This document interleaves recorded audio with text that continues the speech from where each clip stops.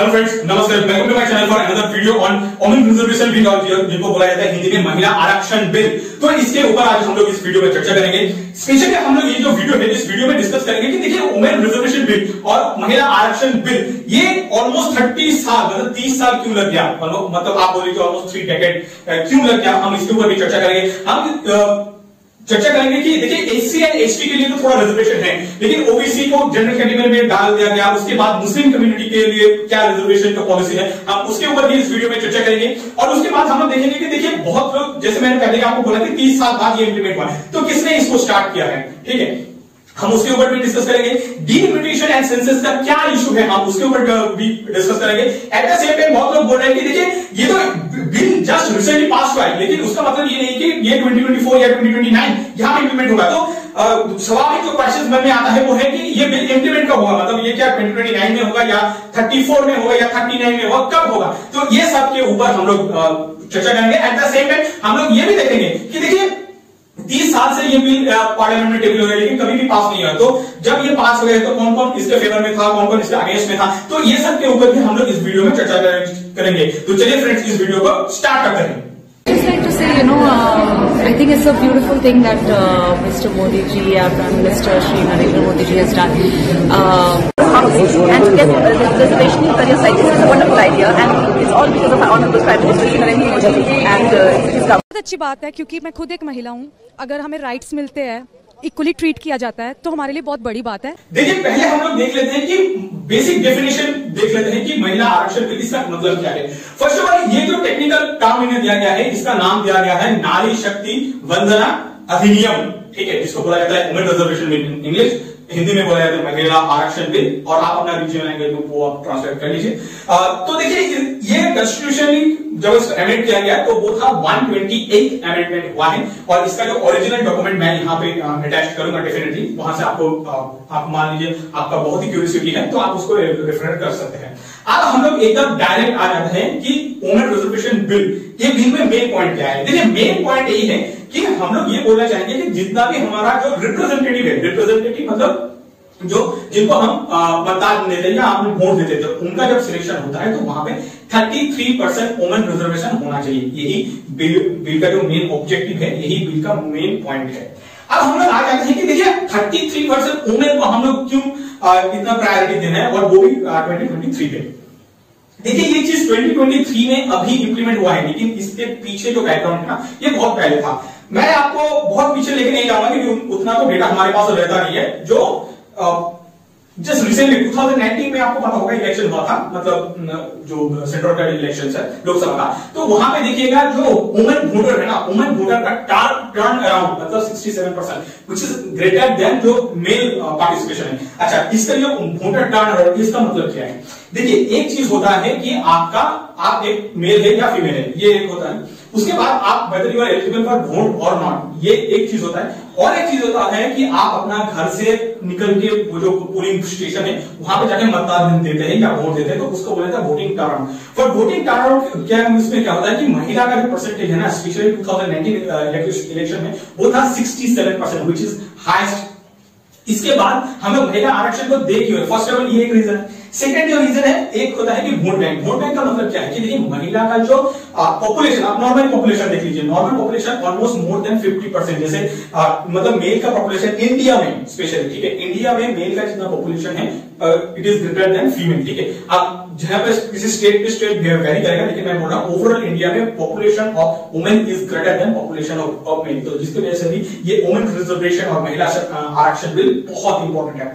उसके बाद जो वुमेन रिप्रेजेंटेशन है, देखिए हमारा इंडिया में क्या होता है कि महिला का जो परसेंटेज है वो है मोर देन 50%, लेकिन उनका जब आप ओवरऑल देखिएगा लोकसभा में या आप बोल लीजिए राज्यसभा में या आप बोल लीजिए कोई भी लोग, मतलब इलेक्शन के टाइम पे वहां पे उनका जो रिप्रेजेंटेशन है ना वो बहुत ही नेग्लिजिबल है, ठीक है। ऑलमोस्ट आप बोल लीजिए 10% या 12% ही रहता है, तो जिससे मतलब आप जेंडर जो इक्वलिटी को ना उस टाइम पे आप जस्टिफाई नहीं कर पाए। तो इसके लिए भी ये जो वुमेन रिजर्वेशन है ये इंपॉर्टेंट है। इसके बाद आप सोच लीजिए, मैं आपके साथ एक स्टैटिस्टिक शेयर करना चाहूंगा कि देखिए हमारे पास 543 सीट्स है, ठीक है, लोकसभा में। तो वहां पे 543 सीट में वुमेन रिप्रेजेंटेटिव मतलब वुमेन कितना है वो है 78, मतलब डायरेक्ट जो चुन के आता है वो है 78। आप सोच लीजिए, तो हमारे पास ऑलमोस्ट 140 करोड़ जनसंख्या है, उसमें 70 करोड़ के आसपास वुमेन है, ठीक है, 70 करोड़ से ज्यादा ही होगा, 80 करोड़ के आसपास होगा अभी।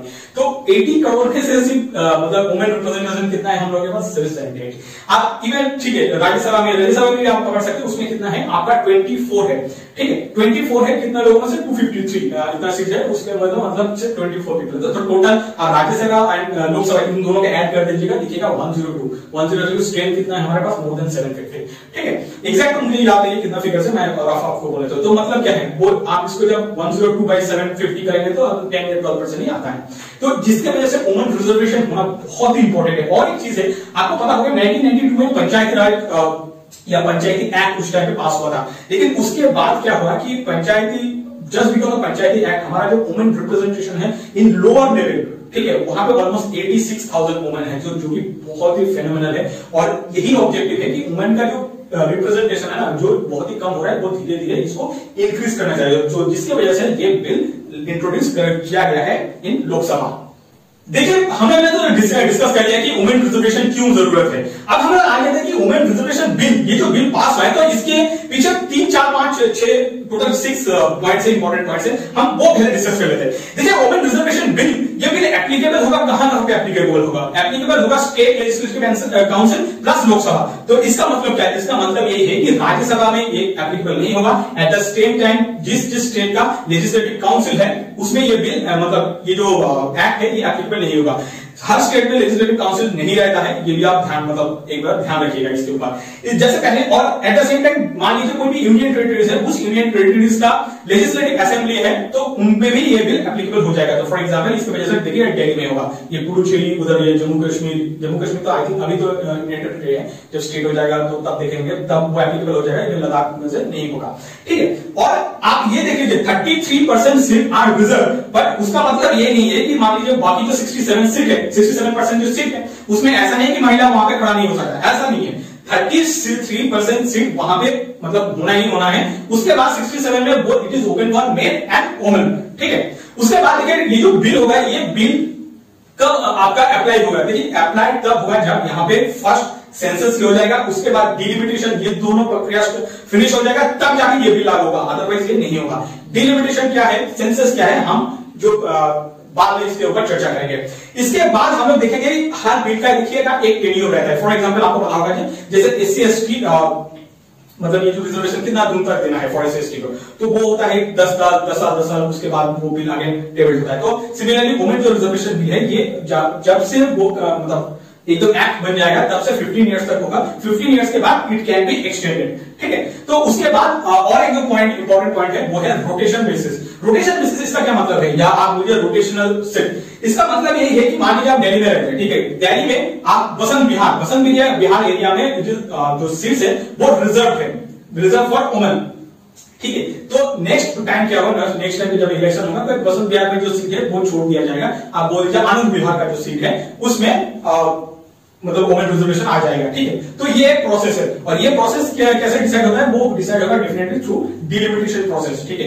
और इसके वजह से ये जो सेंसस एंड डिलिमिटेशन बहुत ही इंपॉर्टेंट है। बहुत लोग बोल रहे हैं कि सेंसस डिलिमिटेशन को हड़बड़ी में कर दीजिए, ऐसा नहीं होता है। आप ऐसे करेंगे ना तो इससे क्या होता है, मान लीजिए कुछ सीट्स ऐसा सीट्स है ना, मान लीजिए वहां पे ऑपोजिशन का कुछ मतलब कोई और पर्सन है, स्पेशली आप एग्जाम्पल देख लीजिए, अमित शाह जी ने एक वीडियो बोला, मतलब लोकसभा में एक चीज बोला था, तो मैं उसको मान्यवर, अब डिलिमिटेशन कमीशन को पहले हम समझ ले।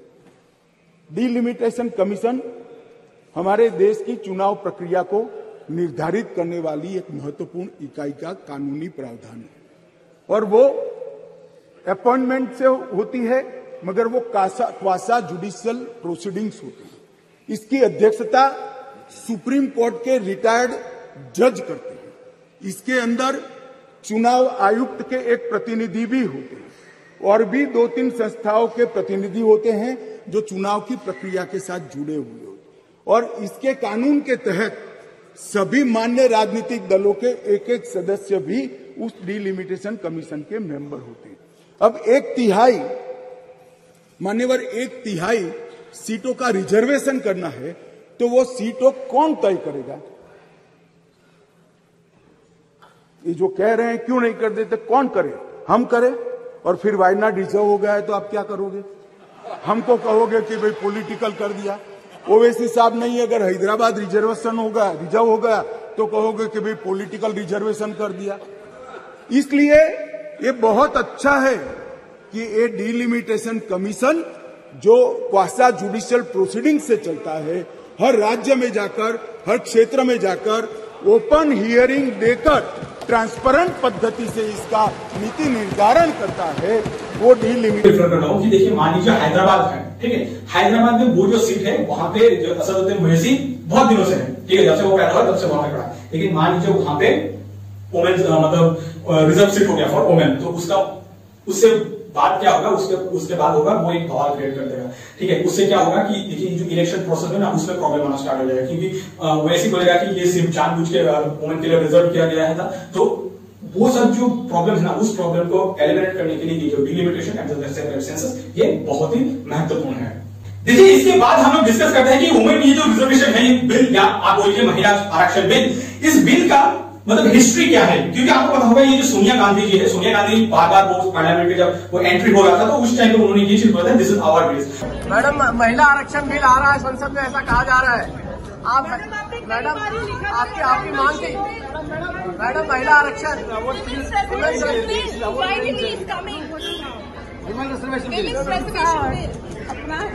आपने कई बार लिखा भी था। तो आज हम लोग ये जो वीडियो का सेगमेंट है, इस सेगमेंट में हम लोग मतलब जानने की कोशिश करेंगे कि यार सच में क्या कांग्रेस का बिल है या बीजेपी का बिल है। इसके ऊपर थोड़ा कंफ्यूजन भी है, तो वो कंफ्यूजन हम लोग ये जो वीडियो है इस वीडियो में दूर करने की कोशिश करते हैं। देखिए, आप जब हिस्ट्री को स्टडी करेंगे तो हिस्ट्री में देखिएगा ये जो बिल मतलब चर्चा में कब आया, वो चर्चा में तब आया उस टाइम पे 1974। उस टाइम पे यूनाइटेड नेशन ने इंडिया से कुछ एक रिपोर्ट मांगा था कि कितना वुमेन रिप्रेजेंटेटिव है, ये सब बोल के कुछ एक रिपोर्ट मांगा था। तो इंडिया ने उस टाइम पे क्या किया था, वो भेज दिया था। और वो ऐसे ही भेजा था, मतलब ऐसा नहीं कि जो यूनाइटेड नेशन का जो मतलब मेन ऑब्जेक्टिव है ना, उसको उस टाइम पे ये लोग पकड़ नहीं पाया था, ठीक है। तो उस टाइम पे उन्होंने जो रिप्रेजेंटेटिव था वो जस्ट कैलकुलेट करके भेज दिया, ठीक है। लेकिन उसके बाद आपको पता होगा वो जेंडर इक्विटी के ऊपर एक रिपोर्ट पब्लिश करते हैं यूनाइटेड जो नेशन में। तो उस टाइम पे क्या हुआ कि फर्स्ट टाइम इंडिया का ह्यूमिलिएशन स्टार्ट हो गया इंटरनेशनल लेवल पे, क्योंकि उस टाइम पे जो मेल पार्टिसिपेशन है ना वो बहुत ही ज्यादा था कंपेयर टू फीमेल पार्टिसिपेशन, क्योंकि उस टाइम पे हमारा डेमोग्राफी भी वैसा था। और उसके बाद आपको पता होगा इंग्लैंड ने, अमेरिका ने बहुत लूटा था, तो जिसके बाद हम उस टाइम पे क्या था, हम सब उभर रहे थे। और उसके बाद 1962 का वार, 65 का वार, 71 का वार, तो ये सब वार के चक्कर में हमने क्या किया था उस टाइम पे, ये जो ह्यूमिलिएशन था ये एक्सेप्ट भी कर लिया था। लेकिन ये जो ह्यूमिलिएशन है, और उसके बाद क्या किया, जब मतलब इंटरनेशनली इंडिया को गाली पड़ गया, तो उन्होंने क्या किया था 1983 उस टाइम पे राजीव गांधी जी ने, तो राजीव गांधी जी ने बोल दिया कि ठीक है इसके ऊपर एक कमीशन बिठाते हैं। तो उस टाइम पे उन्होंने कमीशन बिठा दिया।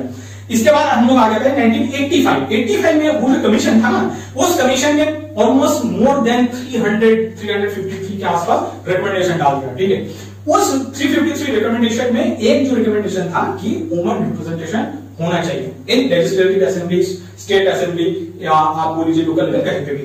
लेकिन प्रॉब्लम्स उस टाइम से स्टार्ट हो गया था। उस टाइम से भी जब वुमेन को रिप्रेजेंट करने की बात हो रहा था, तो हर कोई बोल रहा था कि हमें रिलीजन के बेस पे चाहिए, मतलब हिंदू के ऊपर चाहिए, मुस्लिम के ऊपर चाहिए, क्रिश्चियन के ऊपर चाहिए, ज्यूज के ऊपर, सिख, ये सब चल रहा था, ठीक है। तो रिलीजन के ऊपर वुमेन रिजर्वेशन चाहिए। उसके बाद बोल रहे थे कास्ट के ऊपर चाहिए, कास्ट मतलब SC, ST, OBC, इसके ऊपर भी हमें रिजर्वेशन चाहिए। तो गवर्नमेंट ऑफ इंडिया ने उस टाइम पे सोचा कि यार ये तो प्रॉब्लमेटिक है, ठीक है, ये तो हम लोग नहीं कर पाएंगे। और ये सच में आप कास्ट के ऊपर रिजर्वेशन कर रहे हैं, उसके बाद आप जेंडर के ऊपर रिजर्वेशन कर रहे हैं, एंड उसके बाद आप रिलीजन के ऊपर रिजर्वेशन कर रहे हैं, तो देखिए ये मतलब वो इंप्लीमेंट करना बहुत डिफिकल्ट था। तो जिसकी वजह से वो नहीं हुआ। और उस टाइम पे लोगों का क्या था, इंडिया में पैट्रियार्की मेंटेलिटी था। उससे क्या होता है कि कोई भी जो ऑपोजिशन पार्टीज में था ना, तो मतलब एसपी, जो आज टीएमसी, एनसीपी, आज हर कोई बोल रहा है कि वुमेन रिप्रेजेंटेशन में हम लोग आगे रहेंगे, ऐसा कुछ नहीं है। उस टाइम पे क्या हुआ था, हर कोई इसका आवेश में था, जिसकी वजह से ये बिल कभी भी टेबल नहीं हुआ। लेकिन उस टाइम पे हर किसी ने क्या किया, 1992 में ये जो नरसिम्हा राव जी ने, तो उन्होंने क्या किया था, ये जो ग्राउंड लेवल पे है, मतलब वो पंचायती एक्ट उन्होंने पास करवा दिया था, जिसके वजह से जो लोकल बॉडीज में इलेक्शन है वहां पे वुमेन रिप्रेजेंटेशन हो गया था। और उसका जो रिजल्ट है बहुत अच्छा हुआ है। इसमें भी थोड़ा बहुत प्रॉब्लम है, बट प्रॉब्लम को हम लोग बाद में डिस्कस करते हैं। इसके बाद हम लोग आ जाते हैं, लेकिन उस टाइम पे भी वही हुआ था कि लोकसभा, मतलब लोकसभा में उसको कोई टच नहीं किया। At the same time state legislative assembly, वहां पे भी किसी ने इसको टच नहीं किया, ठीक है। इसके बाद हम लोग आ जाते हैं कि एच डी देवेगौड़ा 1996, उस टाइम पे भी उन्होंने करने की कोशिश किया था, बट वो सेम प्रॉब्लम हुआ। उसके बाद आ जाता है कि देखिए अटल बिहारी की ऑलमोस्ट 8-10 बार उनका जो टेन्योर है उसमें भी करने की कोशिश किया था। इवन मनमोहन सिंह जी ने भी कोशिश किया था, लेकिन लास्ट में जब मनमोहन सिंह ने पता चल गया यार हमसे तो नहीं हो पा रहा है, तो उसके बाद उन्होंने क्या किया, ये जो राज्यसभा में ये हुआ था 2010 में राज्यसभा में वो बिल पास करवा दिया। अब प्रॉब्लम यहाँ पे ये होता है कि अभी जो बोल रहे हैं कि बहुत लोग की राज्यसभा में तो बिल पास हो गया था, ऐसा नहीं होता है, ठीक है।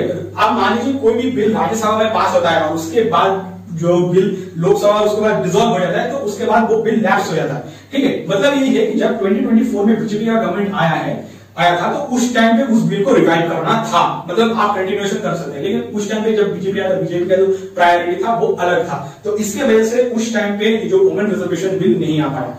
मतलब जो कांग्रेस बोल रहा है कि हमने किया था, ऐसा नहीं है। वो बिल को कंटिन्यू करना चाहते थे तो लोकसभा में आके उसको पास करवाना पड़ता था, अगेन उसको राज्यसभा में भेजना पड़ता था। लेकिन उस टाइम पे कांग्रेस के टाइम पे क्या 2010 में क्या हुआ कि उन्होंने राज्यसभा में पास कर दिया, लेकिन लोकसभा में उसको पास नहीं करा। उसके बाद क्या हुआ, वो तो लैप्स हो गया ना, कि जो 2024 में क्या हुआ, सॉरी 2014 में क्या हुआ, तो आपका जो लोकसभा है वो डिसॉल्व हो गया। तो अब इसका पीछे रीजन भी वही है, क्योंकि उस टाइम पे कांग्रेस के अगेंस्ट में एसपी, टीएमसी ये सब खड़ा था, ठीक है। तो जिसकी वजह से ये बिल उस टाइम पे पास नहीं हो पाया।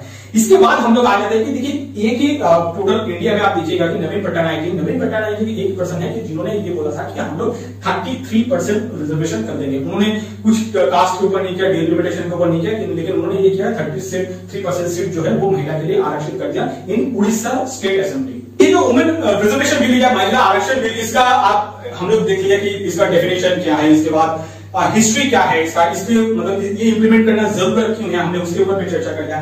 इस बिल का क्या क्या प्रोविजन है, जो इंपॉर्टेंट पॉइंट्स है, हमने उसके ऊपर भी चर्चा कर लिया। लेकिन हम लोग अब ये जो वीडियो का सेगमेंट है, इस वीडियो का सेगमेंट में हम लोग डिस्कस करेंगे कि देखिए जब कोई बिल आता है ना, तो उसमें इश्यूज क्या क्या होता है, तो इसके ऊपर हम लोग ये चर्चा करेंगे। देखिए फर्स्ट जो इश्यूज है वो है कास्ट के ऊपर। कास्ट के ऊपर हम लोग क्यों इश्यूज डिस्कस कर रहे हैं, तो देखिए मेन पॉइंट है, कहीं पे भी आप जाइए ना, मान लीजिए ये जो स्टेट असेंबली का कोई भी स्टेट असेंबली, वेस्ट बंगाल, दिल्ली, वहां पे क्या होता है कि वेस्ट बंगाल, दिल्ली, छत्तीसगढ़, जहां पे भी जाइए, छत्तीसगढ़, झारखंड, यहाँ पे क्या होता है कि बेस्ड ऑन योर पॉपुलेशन आपका कुछ रिजर्वेशन दिया गया है for SC and ST, not for OBC और not for any other caste, ठीक है। मतलब एससी एसटी के लिए रिजर्वेशन है, बाकी और किसी के लिए नहीं है। क्वेश्चन अब ये आता है कि बहुत लोग ये बोल रहे हैं कि हमें ओबीसी के लिए रिजर्वेशन चाहिए। अब प्रॉब्लम यही है, देखिए जैसे आप दिल्ली में रहे, दिल्ली में आपको पता होगा वहां पे एससी के लिए एक टोटल 70 सीट है दिल्ली में। 70 सीट में 12 जो सीट है, 12 सीट इज रिजर्व, ठीक है। 12 सीट में रिजर्व है फॉर एससी एंड एसटी। अब मान लीजिए 33% आप दे देंगे ना, तो 12 का 33% मतलब 1/3 जो सीट है वो वुमेन के लिए रिजर्व हो जाएगा, और बाकी जो पार्ट है मतलब 8 जो सीट है वो होता है मेन एंड वुमेन, किसी के लिए भी हो सकता है। अब ओबीसी वाले आप बोल रहे हैं कि नहीं, ओबीसी के लिए भी अलग से रिजर्वेशन चाहिए। देखिए ओबीसी के लिए आपको अलग से रिजर्वेशन चाहिए ना, तो उसके लिए आपको कास्ट सेंसस करना पड़ेगा। अब कास्ट सेंसस के ऊपर हम लोग बाद में डिस्कस करेंगे कि क्या प्रॉब्लम्स है। लेकिन आप मान लीजिए ओबीसी को मतलब रिप्रेजेंट करना चाहते हैं, तो उसके लिए कास्ट रिप्रेजेंटेशन बहुत जरूरी है। अब कास्ट रिप्रेजेंटेशन के लिए आपको फर्स्ट क्या होना चाहिए, सेंसस होना जरूरी है। उस सेंसस के बाद आपका डिलिमिटेशन आएगा, एंड दैट डिलिमिटेशन के बाद ही आपका ये कास्ट के ऊपर थोड़ा आप रिजर्वेशन करना चाहते हैं तो कर सकते हैं। लेकिन फॉर टाइम बिंग अभी आपके पास वो डिलिमिटेड मतलब सेंसस का डेटा नहीं है, डिलिमिटेशन का भी डेटा नहीं है, तो आप अभी कास्ट सेंसस आप नहीं कर सकते। तो मतलब ये जो बहुत लोग बोल रहे हैं कि ओबीसी के लिए अलग से रिजर्वेशन चाहिए, ओबीसी के लिए अलग से रिजर्वेशन फॉर टाइम बिंग नहीं मिलेगा, और नहीं मिलेगा इसका मतलब ये है कि अभी वो पॉसिबल ही चीज है नहीं, ठीक है। इसके बाद इसका जो मेन रीजन है बिकॉज इसका जो प्री रिक्विजिट जो कंडीशन है वो ही फुलफिल नहीं हुआ, तो जिसकी वजह से ये अभी होगा नहीं। इसके बाद हम लोग देखते हैं कि reservation based on your religion. देखिए फर्स्ट ऑफ ऑल मैं आपको बोलता हूं कि इंडिया में ना reservation based on your religion ऐसा कंसेप्ट कभी नहीं है, ठीक है। मतलब आपको कभी भी रिजर्वेशन बेस्ड ऑन रिलीजन नहीं मिलेगा, मतलब just because you are Hindu आपको रिजर्वेशन मिलेगा, just because you are Christian reservation मिलेगा, ऐसा नहीं होता। Just because you are Muslim तो रिजर्वेशन आपको नहीं मिलेगा। बहुत लोग ये बोल रहे हैं, स्पेशली देखिएगा एआईएमएम का जो चीफ है असदुद्दीन ओवैसी और उनका एक एमपी है, आई थिंक उनका नाम इम्तियाज जलील, तो उन्होंने इन दोनों ने ही ये जो वुमेन रिजर्वेशन के अगेंस्ट में वोट किया। लेकिन वो लोग बाहर आके बोल रहे हैं कि मुस्लिम के लिए हमें रिजर्वेशन चाहिए। देखिए ऐसा नहीं होता है। रिलीजन बेसिस पे आप रिजर्वेशन नहीं दे सकते। अब मान लीजिए ये हो जाता ना, पॉसिबल हो जाता, तो ये बहुत पहले भी हो जाता, ठीक है, क्योंकि यहाँ पे आपको शायद खराब लगेगा ये सुन के, इंडिया में स्पेशली मतलब ये रिलीजन कार्ड बहुत प्ले होता था 1980, 1984, 1990, 2000 उस टाइम पे बहुत प्ले हुआ था। अभी तो वो बहुत कम हो गया है, लेकिन उस टाइम पे था। अब मान लीजिए ये मतलब reservation based on your religion, ये मतलब पॉसिबल है कॉन्स्टिट्यूशनली, तो वो पहले ही हो जाता। वो पॉसिबल है नहीं, वो अनकॉन्स्टिट्यूशनल है, तो जिसके वजह से वो इम्प्लीमेंट नहीं होगा। और ये सब जो बोल रहे हैं ना कि आपको मतलब रिजर्वेशन चाहिए based on your religion, this is not possible, ये होने वाला नहीं है। इसके बाद हम लोग ये जो असदुद्दीन ओवैसी और जितल का जो पार्ट है ना, इसको थोड़ा और एक आगे लेके जाएंगे तो हम लोग ये देख पाएंगे कि देखिए ये जो मतलब ओवैसी पहले बोल रहा था कि हमें एक प्राइम मिनिस्टर चाहिए जो कि हिजाब पहनने वाला, लेकिन अभी उन्होंने क्या किया, जो वुमेन रिजर्वेशन बिल के अगेंस्ट में उन्होंने वोट कर दिया। ये होता है धुकलाबाजी, ये होता है हिपोक्रेसी।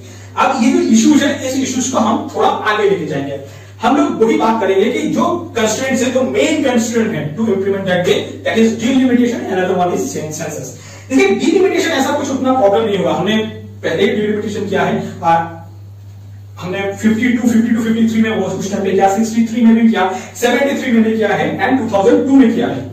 उसके बाद थ्रू 84 अमेंडमेंट एक्ट हमने क्या किया है, वो जो डिलिमिटेशन प्रोसेस को फ्रीज कर दिया अप टू 2026। इसके पीछे रीजन क्या है, देखिए जो हमारा लास्ट डिलिमिटेशन हुआ था वो 2002 में हुआ था, उसके बाद फ्रीज। देखिए इसके पीछे रीजन है कि उस टाइम पे पॉपुलेशन को कंट्रोल करने के लिए बहुत सारा मेजर लेने वाला था, तो इसके वजह से वो फ्रीज हो गया था। लेकिन अब देखिए सेंसस तो किसी के पास, सेंसस का जो डेटा वो किसी के पास नहीं है अभी, लेकिन बहुत जगह पे ये बोला जाता है कि साउथ इंडिया ने वो जो पॉपुलेशन मेजर को बहुत अच्छे से उन्होंने हैंडल किया, लेकिन नॉर्थ इंडियन पार्ट में क्या हुआ कि वो 100 सही से हुआ नहीं। तो आप मान लीजिए नया सेंसस करवाएंगे या डिलिमिटेशन करेंगे, उससे नॉर्थ इंडियन पार्ट को थोड़ा एडवांटेज मिल जाएगा। तो इसके ऊपर भी एक मतलब वो नॉर्थ इंडिया साउथ इंडिया के डिबेट स्टार्ट होना हो चुका है, तो जिसकी वजह से कोई भी गवर्नमेंट ना इसके ऊपर कुछ स्टेप या एक्शन नहीं ले रहा है। तो और जिसकी वजह से क्या हुआ कि इसके ऊपर मान लीजिए कुछ काम करना है ना, वो काम अभी हो नहीं रहा है।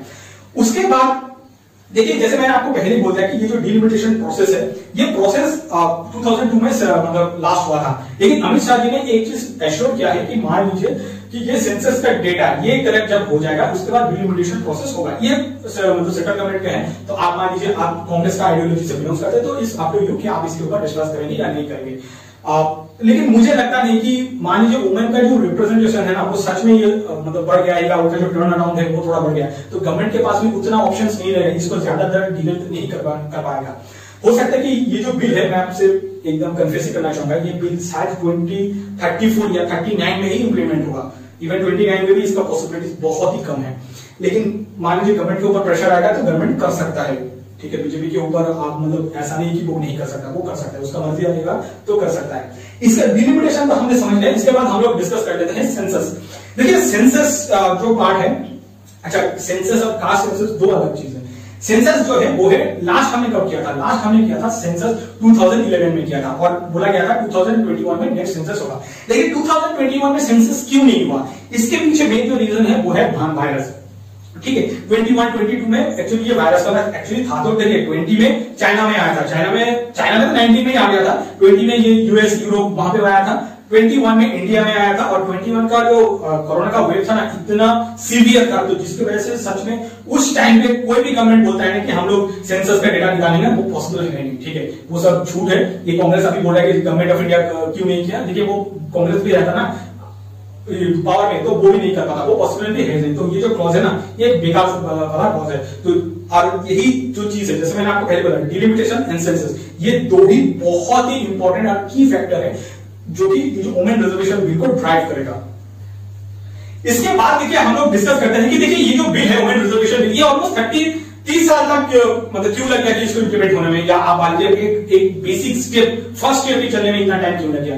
देखिए प्रॉब्लम यहाँ पे ये है कि जब कांग्रेस का गवर्नमेंट था तो उस टाइम में वो लोग उनके वो क्या था, वो कोalition गवर्नमेंट में था, ठीक है, मतलब वहां पे क्या था, एसपी के साथ था, सीपीआईएम, इन लोगों के साथ उनका एक कोalition गवर्नमेंट चल रहा था। कोalition गवर्नमेंट में एसपी या सीपीआईएम ये लोग कभी भी नहीं चाहता कि वुमेन इंडिया में वुमेन का कुछ रिप्रेजेंटेशन हो या वुमेन का जो परसेंटेज है रिप्रेजेंटेशन वो बढ़ जाए, ये लोग कभी नहीं चाहेगा। तो ये इसके वजह से ही कांग्रेस क्या करता था, बार बार उस टाइम पे बैकफुट में आ गया था। लेकिन क्या हुआ, जैसे मैंने आपको पहले बोला 2000 के अंदर आपको स्टोरी पता है कि मैंने वो बोल दिया। 2014 में क्या हुआ कि जब कांग्रेस का गवर्नमेंट हट गया, उसके बाद बीजेपी गवर्नमेंट आया है। तो बीजेपी गवर्नमेंट के ऊपर सोनिया गांधी थी उस टाइम पे एक कहीं पे मतलब कॉन्फ्रेंस हो रहा था। कॉन्फ्रेंस का मतलब क्या है, ये पॉलिटिकल जो होता है ना, तो वहां पे वही चल रहा था, पॉलिटिकल कॉन्फ्रेंस चल रहा था। तो वहां पे उन्होंने ये बोल दिया कि हम लोग एनडीए को प्रेशराइज करेंगे कि ये जो वुमेन रिप्रेजेंटेशन बिल है इसको पास करना है। अब क्वेश्चन उस टाइप का आया था कि मैम आपके पास जब मान लीजिए आपके पास जब नंबर था ना, तो आपने ये चीज नहीं इंप्लीमेंट क्यों नहीं किया? तो इसका मेन रीजन है कि मान लीजिए वो स्टेप कर लेता ना तो उसका गवर्नमेंट पहले ही गिर जाता। और इसके बाद देखिएगा इसके ऊपर इसी तरह दुबे जी ने एक बहुत ही अच्छा स्टोरी बोला था कि वुमेन रिजर्वेशन बिल को लेके इतना पावर हुआ था ना, एक टाइम पे क्या हुआ था, वो जो एसपी का आई थिंक वो एमपी था, एसपी का एमपी ने उसमें एक कांग्रेस का एमपी से वो मतलब हाथापाई कर दिया, मतलब पार्लियामेंट के अंदर एक दूसरे को मार दिया, उसके बाद बिल है ऐसे फाड़ के ऐसे फेंक दिया, मतलब कोई रिस्पेक्ट ही नहीं था। इसके बाद हम लोग और नीरज शेखर वहां खड़े थे, मुलायम सिंह यादव बाहर थे, और मैं वहां से कूद कर टेबल पर आया और मैंने कहा कि आप यहाँ की तानाशाह नहीं है, आप यहाँ की रानी नहीं है, इस बेल में आप मारपीट नहीं कर सकती हैं। और इनके जो इतने लेफ्टिनेंट थे, बिलास मुतेबार से लेकर सबों ने उनको पीटा। ये दोनों घटनाएं जो है, चाहे महिला रिजर्वेशन का हो, चाहे ये प्रमोशन इन रिजर्वेशन का हो, ये पार्लियामेंट है सर, सबको सत्य बोलना चाहिए। और मुलायम सिंह यादव ने कहा यदि बीजेपी नहीं होती तो आज के डेट में हमारे सांसद नहीं बचते। आपने तो सांसदों की हत्या करने की कोशिश की, और उसी दल के साथ, उसी 26 दल के साथ ये आए हैं जिनका की मानसिकता ही नहीं है कि महिला को रिजर्वेशन मिले। चाहे जिसको ऊपर डिस्कस करते हैं जो बहुत ही इंपॉर्टेंट है वो है कास्ट बेस्ड सेंसस। देखिए कास्ट बेस्ड सेंसस अलग चीज है, ठीक है। बहुत लोग ये बोल रहे हैं कि कास्ट बेस्ड सेंसस क्यों नहीं होता है या ओबीसी का रिप्रेजेंटेशन, जैसे मैंने आपको पहले वो समझा दिया कि ओबीसी का रिप्रेजेंटेशन क्यों नहीं होता। तो यहाँ पे सेम थिंग्स है कि आपको ओबीसी के लिए रिप्रेजेंटेशन चाहिए ना, तो कास्ट के ऊपर आपको सेंसस बनाना पड़ेगा। देखिए कास्ट के ऊपर सेंसस कब बना था हमें इंडिया में, बना था 1931 में। उसके बाद किसी ने क्या किया, सबको सब पता है इंडिया में कास्ट का जब डेटा निकालेंगे ना, उसके बाद ये जो आपस में मतलब यादव ब्राह्मण से झगड़ा कर लेगा, या आप मान लीजिए कोई एससी कैटेगरी से है वो क्या करेगा, जो अपर कास्ट है उससे झगड़ा कर लेगा, या ये भी हो सकता है जो एससी कैटेगरी है वो ओबीसी से जो भी झगड़ा कर लेगा। तो इसके वजह से किसी ने क्या किया, ये कांग्रेस गवर्नमेंट में भी किया है, ये बीजेपी गवर्नमेंट भी अब कर रहा है कि कोई भी ये जो कास्ट के ऊपर सेंसस नहीं डाला है। जैसे मैं आपको बोल रहा हूँ कर्नाटका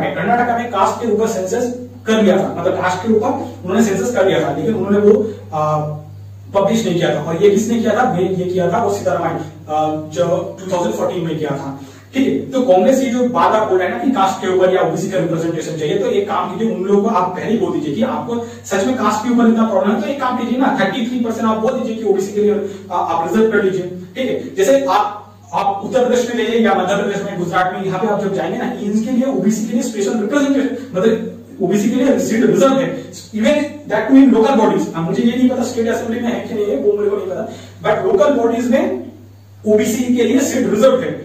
बहुत जगह पे ये भी नहीं है, मतलब वेस्ट बंगाल में आप जब आ रहे हैं ना, वेस्ट बंगाल में एससी एसटी के लिए है लेकिन ओबीसी के लिए नहीं है। लेकिन उत्तर प्रदेश में जब जाएंगे तो वहां पे एससी एसटी प्लस ओबीसी तीनों के लिए लोकल बॉडीज में रिप्रेजेंटेशन मतलब सीट रिजर्व है। तो सेम सीट रिजर्वेशन कर्नाटक में क्यों नहीं है, ये क्वेश्चन भी आपको पूछना पड़ेगा। उसके बाद ये सेम क्वेश्चन कीजिए कि 2014 में सिद्धरामैया ने कास्ट के ऊपर सेंसस तो ठीक है उन्होंने करवा लिया था, तो उसको पब्लिश क्यों नहीं किया, ठीक है, ये भी आपको पूछना चाहिए। उसके बाद हम लोग देते हैं कि कास्ट के ऊपर सेंसस। देखिए कास्ट के ऊपर जो सेंसस का जो डेटा है ना, वो government of India he release कर सकता है, ठीक है। बिहार गवर्नमेंट ने ये बोलने की कोशिश किया था, बट उन्होंने सुप्रीम कोर्ट ने क्या किया, उसको रिजेक्ट कर दिया। उसके बाद देखिएगा कि मल्लिकार्जुन खड़गे ने सर खड़गे जी से जब इसके ऊपर क्वेश्चन किया था, वो क्वेश्चन का आंसर ये आंसर उन्होंने दिया था। अगर Congress yesterday asked the Prime Minister to make public details or findings of the caste census that was commissioned by the UPA government in 2011. What happened with that, sir, when you were in power? Was there a problem in releasing those findings when you were in power? No, we were working on that. We worked. Finally, naturally, some people were against it. But we prepared everything. We could, the lot of money spent on that. The intention is that to release it. We did not, because of elections came that was. Now what is wrong with you? Why you are not going to release it? At the same time देखिए, जैसे मैंने आपको पहले बोला कि India में cast के ऊपर सेंसस हुआ था 1931 में फर्स्ट हुआ था, उसके बाद 2021 में 2011 में हुआ था। 2011 में जब हुआ था उस टाइम मनमोहन सिंह के पास जब डेटा गया, फिर उसके बाद मनमोहन सिंह जी ने उनको पता चल गया था कि क्या इशू है, मतलब क्या इशू है, क्या नहीं इशू है, तो उसके बाद उन्होंने बोल दिया ये हम मतलब निकाल नहीं सकते। और जैसे मैंने आपको पहले ही बोल दिया कि जब आप मान लीजिए कास्ट के ऊपर जब आप डेटा रिलीज कर देंगे ना, तो इंडिया में थोड़ा बहुत अनरेस्ट होना स्टार्ट हो जाएगा। तो इसकी वजह से इंडिया भी नहीं चाहता कि कास्ट के ऊपर सेंसस आए, और उसके बाद आप देखिएगा कि कांग्रेस भी नहीं चाहेगा कि कास्ट के ऊपर सेंसस आए, ये कोई नहीं चाहेगा। आपको हाँ हो सकता है पॉलिटिकली कोई हल्लाबाजी कर रहा है, वो अलग चीज है, हल्लाबाजी आप करने दीजिए, लेकिन ऑन ग्राउंड इंप्लीमेंटेशन नहीं होगा। तो बात कर लेते हैं कि बीजेपी को तो ये सब पता था, मान लीजिए वो बिल आ रहा है कि उनको नहीं पता होगा कि वो कंस्ट्रेंट कर रहा है, सेंसस को रख रहा है, डिलिमिटेशन को रख रहा है, इसके बाद होगा ही होगा, उनको पता था, तो उन्होंने ये बिल क्यों लाया, ये क्वेश्चन है। उसके बाद उन्होंने ये जो बिल आया है उन्होंने लाया है विद मतलब स्पेशल सेशन के टाइम पे आया है, मतलब उन्होंने स्पेशल सेशन बुलाया है, उसके बाद इस बिल को लाया। तो उन्होंने क्यों लाया है, ये सब के क्वेश्चन के ऊपर आप थोड़ा ध्यान रखिएगा। जनरली किसी को तो ये पता नहीं है, मैं भी यहाँ पे बोल सकता हूँ एक दो चीज, लेकिन उसका क्या है कि सब्सटेंशियल प्रूफ नहीं मेरे पास नहीं है। उसके बाद आपको पता होगा ये जो टीएमसी, एसपी, एनसीपी, कांग्रेस ये सब बोल रहे हैं कि हमारा बिल है, हमारा बिल है। एक काम कीजिए उन लोगों से एक चीज बोल दीजिए, आपका जब स्टेट असेंबली होता है ना, तो वहां पे आप ऑटोमेटिकली खुद से उड़ीसा की तरह कर दीजिए कि 33% seats are reserve for women, ये कर दीजिए, और उसके बाद बोल दीजिए कि रोटेशनल बेसिस पे होगा ये। मैं आपको बोल दूंगा कोई नहीं करेगा, ये हकीकत है, ये सच्चाई है। हर कोई सेंट्रल गवर्नमेंट के ऊपर दोष दे रहे कि ये क्यों नहीं हुआ, क्यों नहीं हुआ।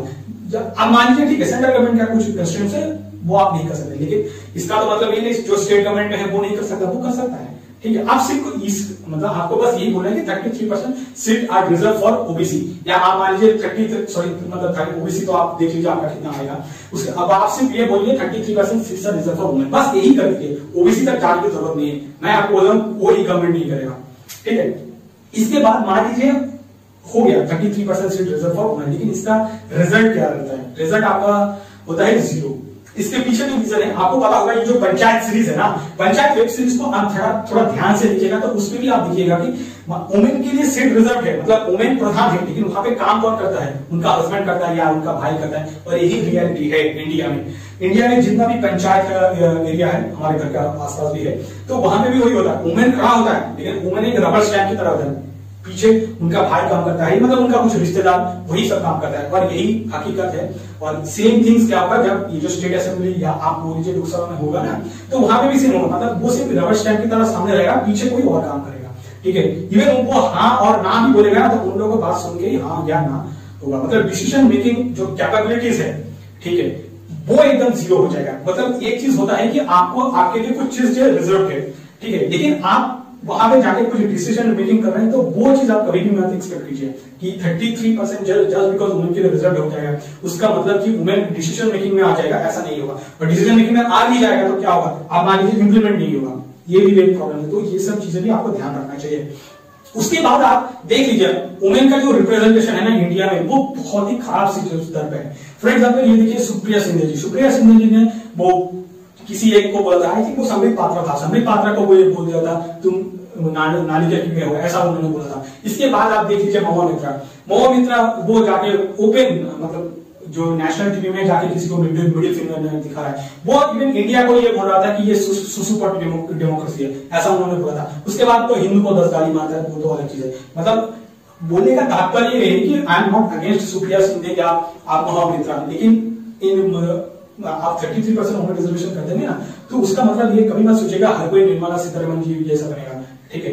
वहां पे वो स्मृति जुबिन ईरानी, ये सुप्रिया सिंधे या महुआ मित्रा ऐसे ही आपको निकल जाएगा।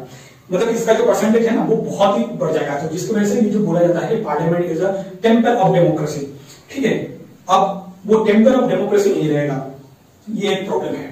इसके बाद आप जैसे मैंने आपको पहले बताया कुछ आपको ऐसे वुमेन रिप्रेजेंटेटिव मिल जाएगा। फॉर एग्जांपल ये बंगाल में जैसे वुमेन रिप्रेजेंटेटिव है ना मिमी चक्रवर्ती या नुसरत जहां, तो इन लोगों के जैसे भी आपको मिल जाएगा रिप्रेजेंटेटिव जो हार्डली कोई काम करेगा, या आप मान लीजिए जो उनका लोकसभा का में जो पार्टिसिपेशन वो 0 रह जाएगा, लेकिन वो मूवी करना स्टार्ट कर देगा या आप बोलिए क्रिकेट खेलना स्टार्ट कर देगा। तो प्रॉब्लम इज दिस, मतलब मान लीजिए आपका जो बैकग्राउंड है, आपका बैकग्राउंड पॉलिटिकल नहीं है, तो आप मान लीजिए जो काम आपको आता है आप वही करेंगे। उस टाइम क्या होता है कि आपका जो राजनीति में इंटरेस्ट है या आपके लिए जो चीज है वो आप नहीं कर पाएंगे। इससे सेम प्रॉब्लम देखिए सनी देओल के साथ भी हुआ है। सनी देओल ने क्या किया अब हाँ, मतलब सनी देओल के सिचुएशन में भी वही सेम प्रॉब्लम हुआ है। तो सनी देओल, नवी चक्रवर्ती या आप बोल लीजिए इसको नुसरत जहां, ये ऑलमोस्ट सेम कैटेगरी में आ जाता है। इनका फिल्म मतलब मूवी करना काम है, लेकिन वो लोग क्या करता है, जस्ट बिकॉज उनको 10 लोग पहचानता है तो इसकी वजह से उनको बीजेपी या टीएमसी ने उनको टिकट दे दिया, लेकिन उस टिकट का और उसके चक्कर में वो जीत भी गया, लेकिन जीतने के बाद जो काम करना पड़ता है ना एज ए पॉलिटिकल रिप्रेजेंटेटिव, वो काम आपसे नहीं होगा। उसके वजह से क्या होता है कि कॉमन जो पीपल है वो सबसे ज्यादा सफर करेगा। तो ये भी एक ड्रॉबैक्स है, इसको भी याद रखिएगा। विद दिस थिंग मैं ये जो वीडियो रैप अप करने से पहले एक क्वेश्चन पूछना चाहूंगा कि देखिए ये सच में क्या बीजेपी का एक इलेक्शन जुमला है या एक मास्टर स्ट्रोक है? इसके बारे में कमेंट सेक्शन में जरूर लिखिएगा। With this thing let's wrap up this video for today. Thank you guys for watching this video till the end. आपसे मुलाकात होगा नेक्स्ट वीडियो पे। Till then bye bye.